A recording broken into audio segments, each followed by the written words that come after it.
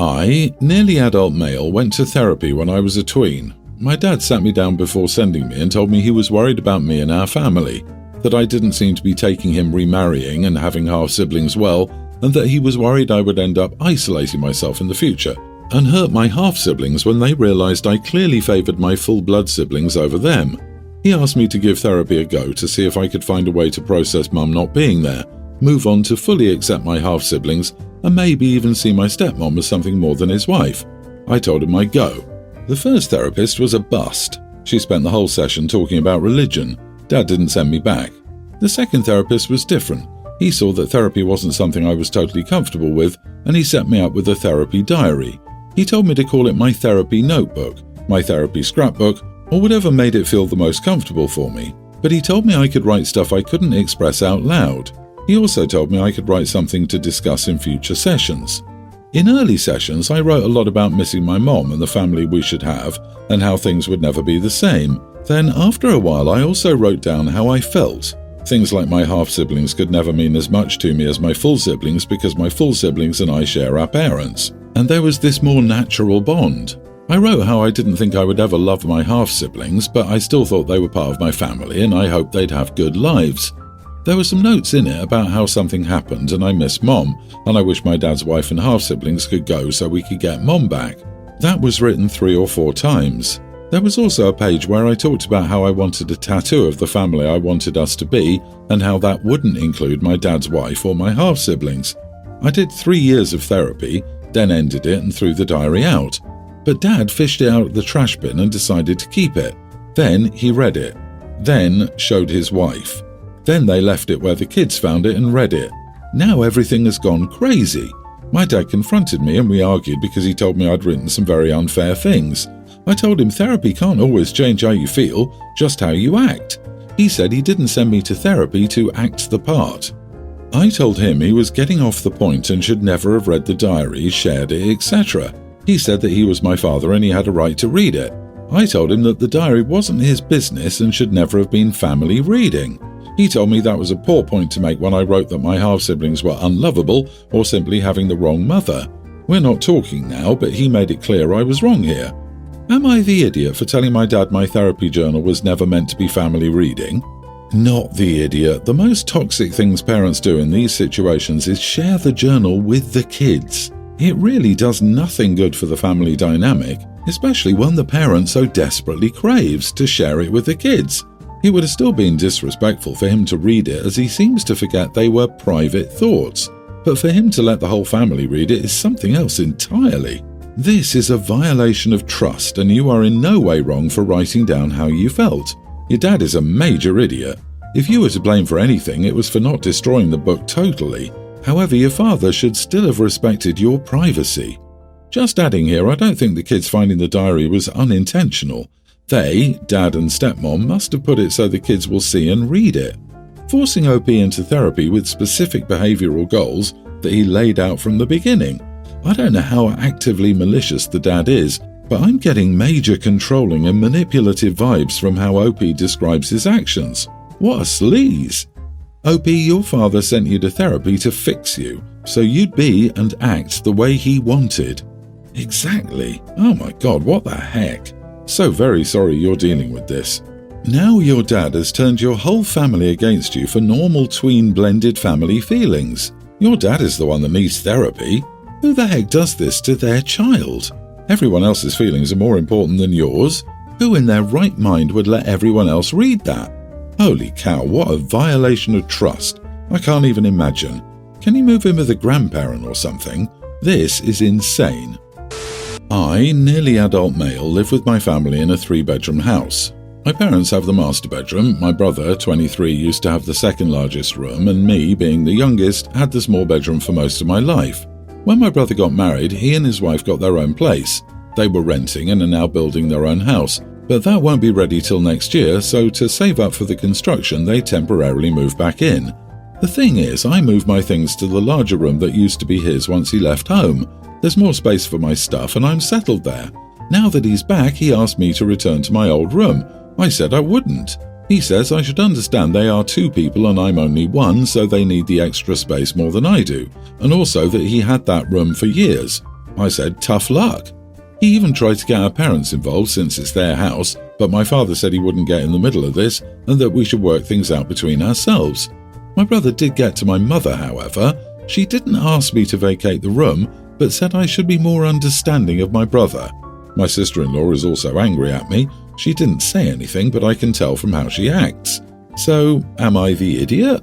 Not the idiot. He moved out. He's not entitled to anything. He's getting a favour provided to him while his home is being built. He should just stay in the smaller room and be thankful. You live in this room, and they need it for only several months. They can live in small rooms since it's just temporary shelter. This cheeky beggar. He's not in a position to ask for such a concession when a massive concession has already been made for them. Stick to your guns, OP. If your mom pressures you, ask why she doesn't give up her room. The temporary element of it is really a key here. As a kid, I, the youngest, finally inherited the better bedroom after my last sibling moved out. I was thrilled. A few months later, I was gone for a weekend, and we happened to have a foreign exchange student moving in. Unbeknownst to me, my mom moved all my stuff out of my room back to my old one so the exchange student could have mine. I was an angry 13-year-old for all the months students lived with us. Mostly I was upset because my mom didn't just ask me to do it before I left to go out of town. The room change was annoying, but worse was the feeling of my privacy being invaded since she went through all my stuff to move it. Hopi, just be careful not to engage when your brother or sister-in-law tries to get under your skin about it. I disagree. You are the idiot. You're being very short-sighted about how you will negatively impact your relationship 1, 2, or even 10 years from now. You basically indicated that your old room is barely big enough for you, and you expect it to be big enough for 2 dressers, a bed large enough for 2 adults to sleep in, and closet space for 2 people. Clearly your old room isn't a valid option for your brother and his wife. There are consequences to what you're doing. Being nice leaves an impression. Being crappy leaves a much bigger impression that people rarely forget. Well, that goes both ways. The older brother is equally responsible for the future impact on their relationship and is an actual adult. Expecting a teenager to graciously give you something that's theirs because you want it and feel entitled to it, not consistent with how teenagers work. Or anyone, really. I, male 34, moved in with my girlfriend, soon-to-be fiancée, Cornelia, 31. I knew from day one that English wasn't her native language, she's a Polish immigrant, and that she also speaks Polish and Spanish, but I hadn't realised how much those 2 languages affected her life. I mean, she speaks English on a daily basis and is fluent, and her work life is solely in English, so you can't blame me for not realising it. We moved in and suddenly other languages found their way to creep into our lives. Her Netflix is full of foreign movies, and her music is often foreign. She wants to talk about movies from Poland or Latin America that I have no interest in and don't want to watch with subtitles. I never know what language I will encounter when I come home. One day she'll watch the news in Spanish, the next it'll be in English, only to switch to Polish. It's infuriating. I sat her down and explained to her that it makes me incredibly uncomfortable that there are a lot of things in our house that I cannot understand, and I asked if she could please tone it down. She asked me what I meant, and I explained again that she should listen to English music and movies to discuss them and watch them together. I expected her to take it on board, listen to me, and try to make me more comfortable in my own house. So you can imagine my surprise when she said, "You've got to be kidding me." I told her that there was nothing inappropriate about my request, and she would be selfish if she continued to do things that make me uncomfortable. For all I know, she could be watching some awful stuff, but I wouldn't know about it because she can just hide it. She basically called me an idiot in more than one language and told me she had to think and went to spend the night with her friend. I said to think carefully because it's a small request and she should be more accommodating instead of alienating me in my own house. Instead, she ignored me and slammed the door to the bedroom to go and pack. Now she's left, and I worry that perhaps she was right. Perhaps I overreacted and should have sucked it up and tried to approach it slowly, one language at a time. Am I the idiot for approaching it so directly? You are the idiot.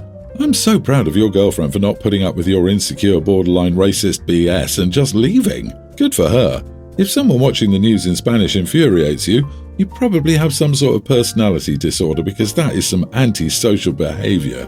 This controlling BS is the marinara of red flags. In my own home here is telling. It's also her home and she deserves to connect with her culture in the comfort of her own home if she has to use English the rest of the time. Sorry you're insecure, OP, but this is just kinda embarrassing. OMG, I love your girlfriend. I hope she pulled out her dictionary and said, "You gotta be kidding," in at least 5 new languages. Dude, really? Your request was wildly out of order and demonstrated a really weird, controlling or anxious streak. Were you worried she was watching awful stuff? You aren't ready for this relationship. Get a therapist. Apologize to your girlfriend and find a new place to live. My wife, 28, and I, male 28, have been together for 3 years, married for nearly 1. Our first anniversary is in 2 months, and she's pregnant with our first baby, 10 weeks. Honestly, I was always very close to my family and friends, so I'm used to telling people I love them or being open with my feelings. It's not weird at all to me. My wife knows that, and that was something that she liked about me, being open to expressing my feelings. Up until now, it's never been an issue. However, her family wasn't as good at dealing with feelings, so they weren't as open to feelings.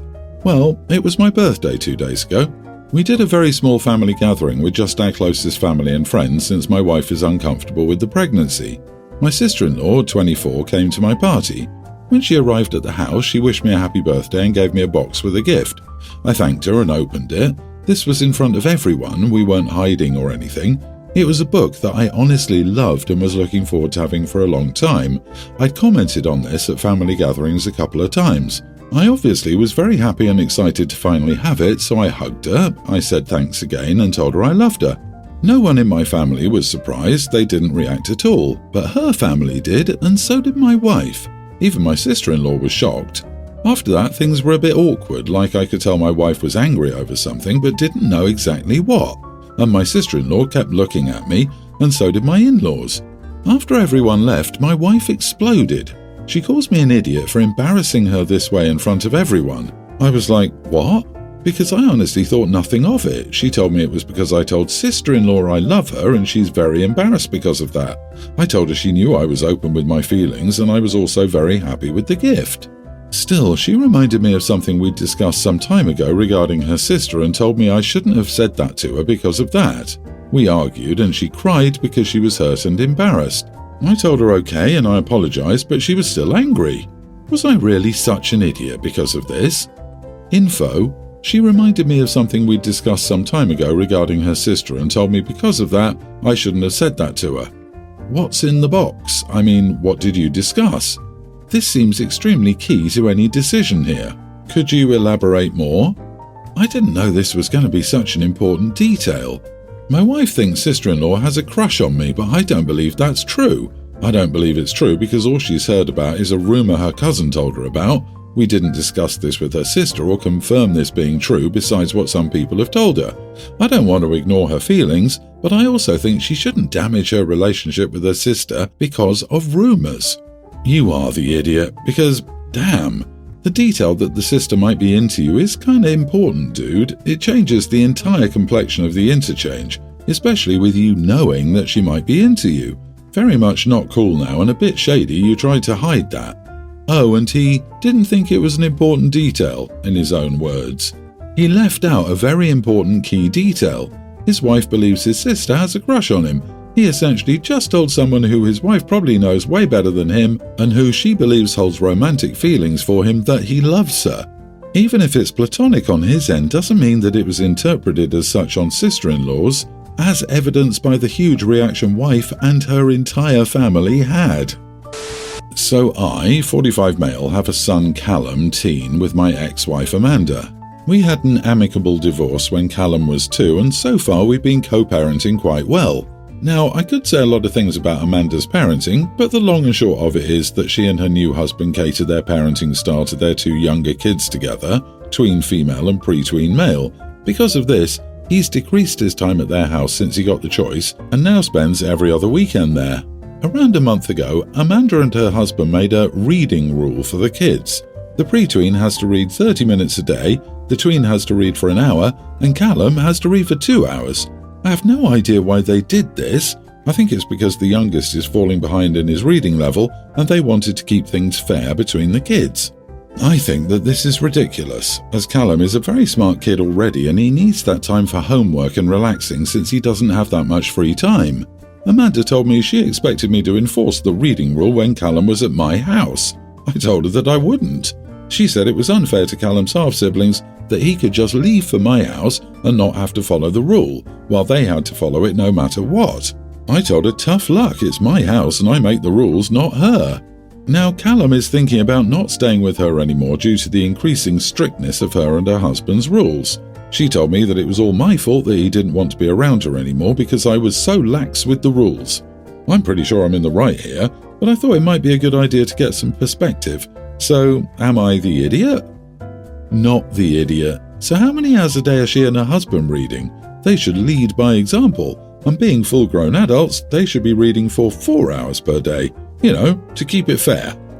Requiring your kid to read 2 hours a day on top of required textbook reading and assigned English class reading seems like a good way to inspire dislike for the hobby. This is ridiculous. 2 hours of reading on top of potentially hours of homework every day? She's damaging her relationship with him and pushing him away, and that's sad but on her. I get reading is great for the younger kids, it's a skill they need to develop. But if the youngest starts falling behind in math, will Callum have to do 2 hours of math worksheets to make things fair between them? Fairness isn't bringing everyone down or holding everyone back to the lowest performer's level. Blanket restrictions for the sake of one child is laziness and favoritism.